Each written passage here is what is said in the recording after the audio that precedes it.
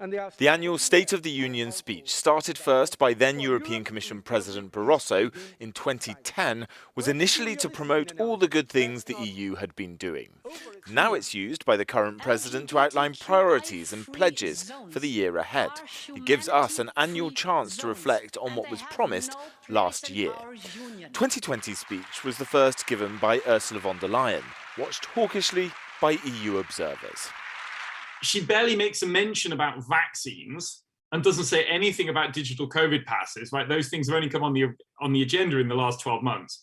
So the extent to which her last State of the European Union speech could even predict what would happen with COVID is really limited. But what she said about climate, the Commission has basically done its bit, and the ball is in the court of the member states for that, on this 55% greenhouse gas emissions reduction by 2030. July saw the European Commission outline its sweeping flagship climate policy, as von der Leyen had promised that they would. It included a proposal to end the sale of fossil fuel cars entirely by 2035. Von der Leyen also spoke in her 2020 speech about the need for EU nations to respect democratic values.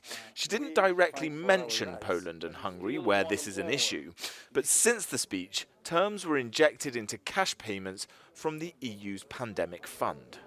Von der Leyen herself is, showing their claws, that the strategy that they adopted last summer, which was basically to get a, if you like, messy compromise on the governance and the rule of law mechanism. So to kickstart the train, get the budget through, get the recovery funds set up. But now we are at a stage where, as we know, the money to Poland and Hungary ain't gonna flow. The speech lasts well over an hour and is often used to sprinkle positivity on what the European Commission wants support for from the voting members in the European Parliament. But there's also relevance for citizens.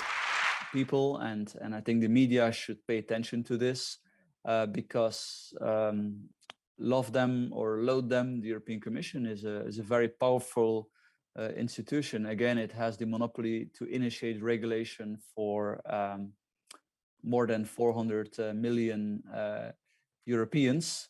Like every year, the speech will be used as a milestone marker for the European Union.